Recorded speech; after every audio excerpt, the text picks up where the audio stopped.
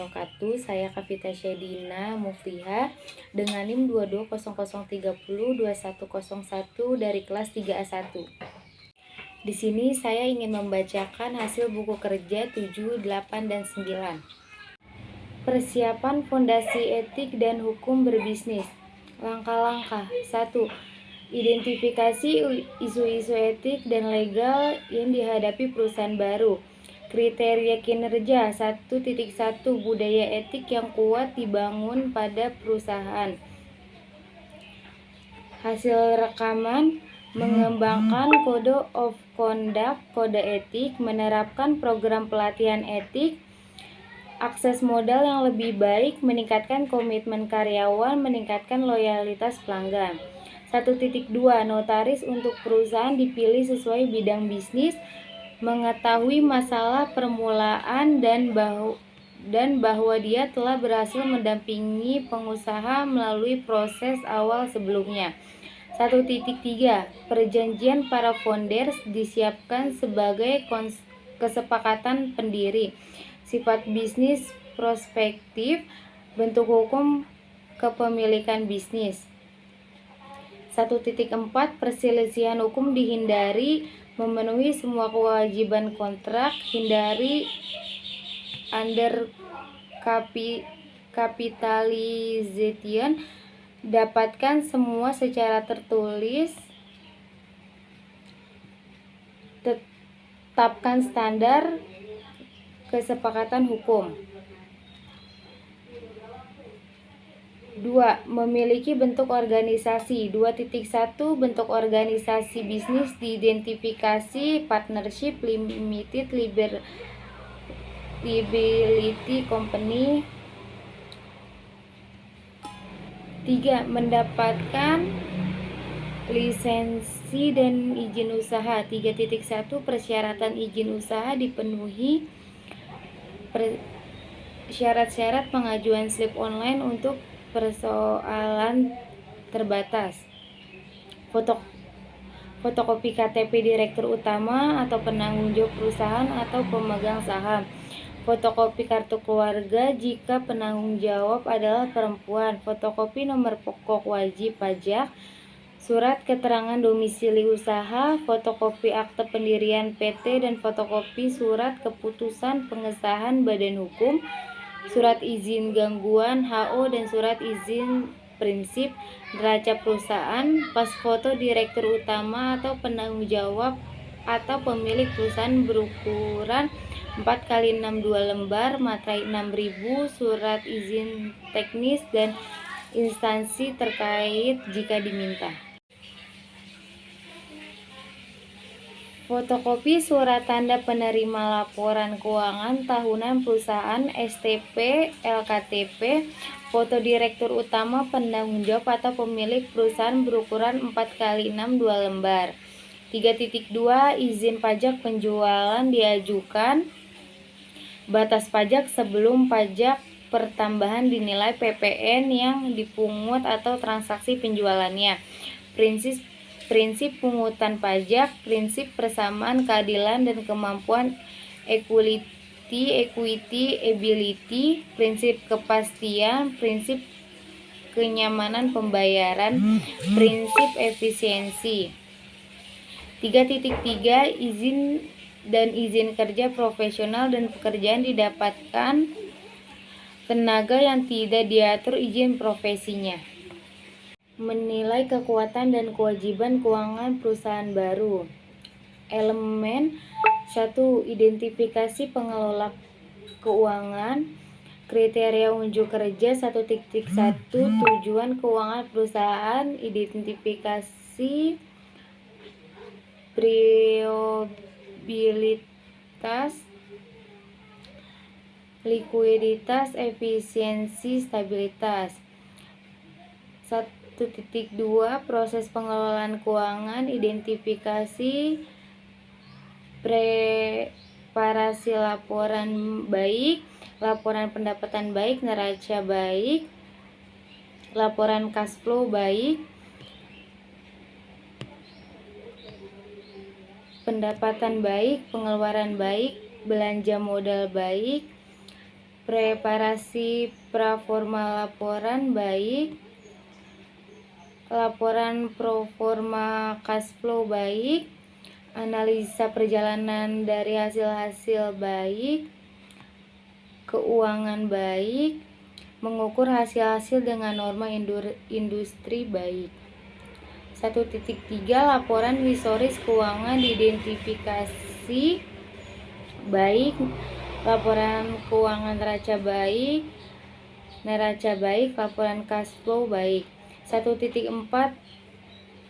Perakiraan keuangan diidentifikasi laporan keuangan historis perusahaan diikuti oleh persiapan perakiraan baik, perkiraan penjualan untuk perusahaan baru didasarkan pada perkiraan penjualan dan rata-rata industri yang baik dan pengalaman mulai usaha sejenis baik. Perkiraan penjualan untuk perusahaan yang ada berdasarkan pada 1. Catatan penjualan dahulu, 2. Kepastian produksi dan meminta produk saat ini, dan 3. Faktor apapun akan mempengaruhi kapasitas produk dan permintaan produk masa baik.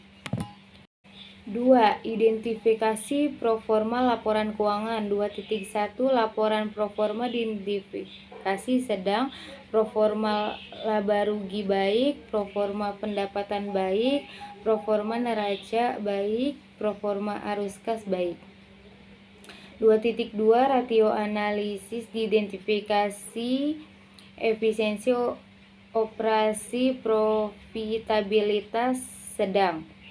Rekomendasi: pai susu termasuk salah satu jenis kue kering dengan ciri khas isian kustur atau kaster yang terbuat dari campuran susu atau krim, kuning telur, dan gula. Perpaduan kulit dan kasanya itu menghasilkan rasa dan tekstur pai susu yang khas. Mengembangkan dan mengelola tim usaha baru. Langkah 1. Rencana staffing. Kriteria kinerja. 1.1 Kategori okupansi diidentifikasi sesuai dengan persyaratan bisnis sebagaimana diuraikan dalam rencana bisnis. 1.2 Tanggung jawab okupansi diidentifikasi. 1.3 Tugas okupansi diidentifikasi. 1.4 Persyaratan okupansi. 1.5 Kebutuhan pelatihan okupansi. 1.6 Jumlah tenaga kerja. 1.7 Perkiraan mulai bekerja. 1.8 FTE full time equivalent. 1.9 Perkiraan durasi kontrak. 2. Rekrutmen, pelantikan, pelatihan, dan mempertahankan tim. 2.1 Rencana seleksi dibuat berdasarkan kriteria seleksi, kebutuhan bisnis, dan persyaratan hukum. Rencana seleksi mengiklankan lowongan untuk kebutuhan staf. Mengembangkan pernyataan pelamar terpilih, jadwalkan wawancara, dan beritahu orang yang relevan tentang waktu, tanggal, dan tempat.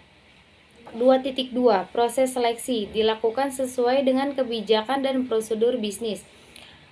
Proses seleksi mencakup proses wawancara dan menilai kandidat berdasarkan kriteria seleksi.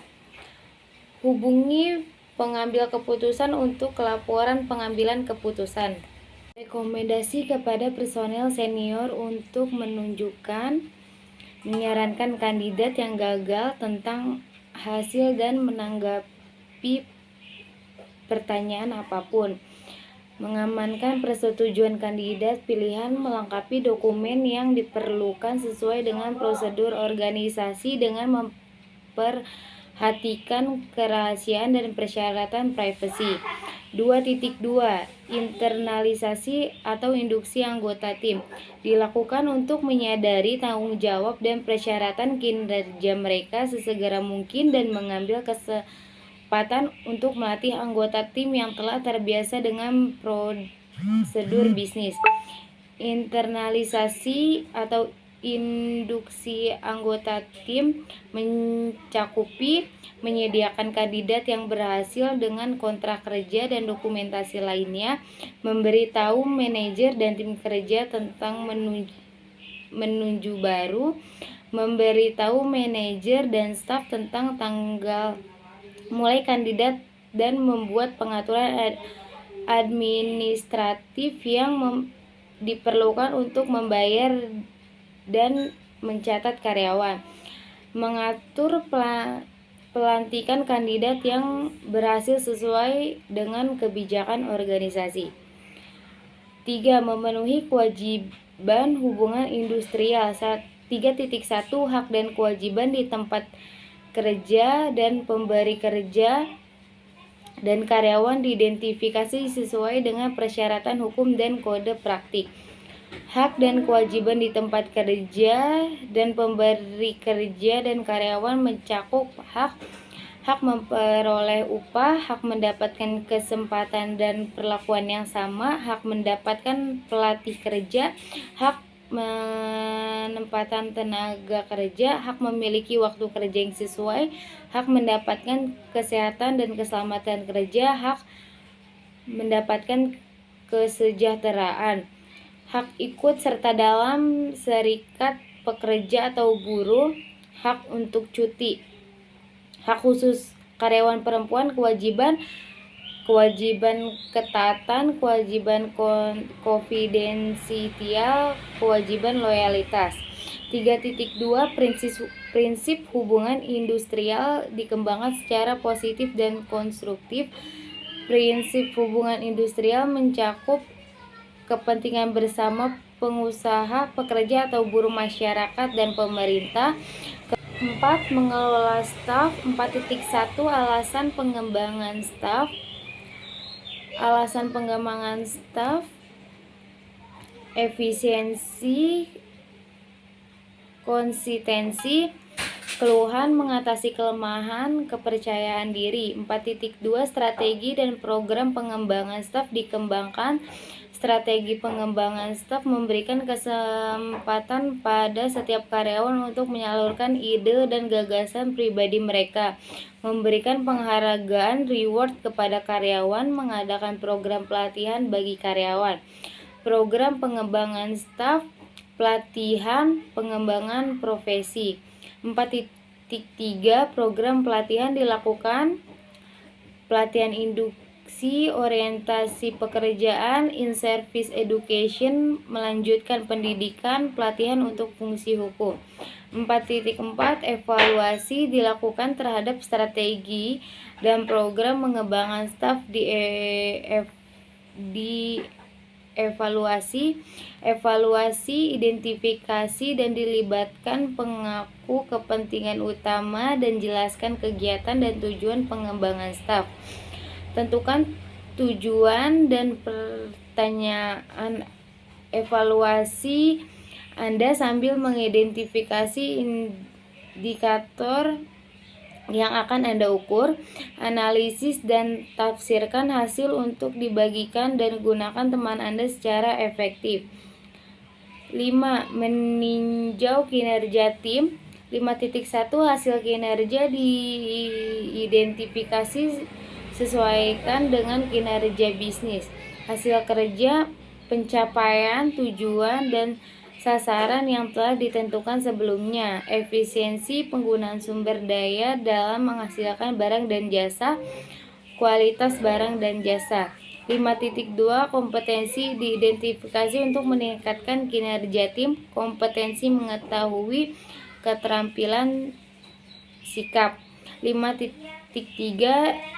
Tingkat pergantian staf diidentifikasi. Tingkat pergantian staf rendah.